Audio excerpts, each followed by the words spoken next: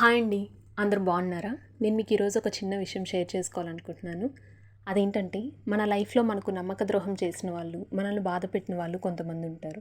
వాళ్ళ మీద మనకు చాలా కోపం ఉంటుంది. కానీ వాళ్ళొచ్చి ఒక్కసారి ఐయామ్ సారీ అని చెప్తే, అప్పటి వరకు వాళ్ళ మీద ఉన్న కోపం మొత్తం పోతుంది కదా! మనం కూడా ఎన్నో సార్లు దేవుడిని ఎన్నో రకాలుగా గాయపరుస్తూ ఉంటాం. దేవుడిని మనం గాయపరచడం అంటే, ఆయన చేయొద్దు అని చెప్పిన పనులు చేయడమే. ఎగ్జాంపుల్ అన్యాయంగా డబ్బులు సంపాదించడం, ఎదుటి వారిని బాధపెట్టడం, ఇంకా పెద్ద పెద్ద తప్పులు చేసి కనీసం దేవుని సన్నిధికి రావడానికి ధైర్యం కూడా లేని స్థితిలో ఉన్నా సరే, మనస్ఫూర్తిగా మనం క్షమాపణ అడిగితే దేవుడు క్షమించడానికి సిద్ధంగా ఉన్నారు. మనుషులుగా మనమే ఎవరైనా క్షమాపణ అడిగితే అప్పటి వరకు వాళ్ళు చేసినవన్నీ మర్చిపోతున్నామే, మరి ప్రేమస్వరూపి అయిన దేవుడు ఇంకెంతలా మనల్ని క్షమిస్తారు. కాబట్టి ఏదైనా తప్పు చేసి దేవుని దగ్గరికి రావడానికి ధైర్యం లేని స్థితిలో ఉన్నట్లయితే మనస్ఫూర్తిగా ఆయనకి క్షమాపణ చెప్దాం. దేవుడు మనల్ని క్షమించడానికి, మనల్ని అంగీకరించడానికి సిద్ధంగా ఉన్నారు.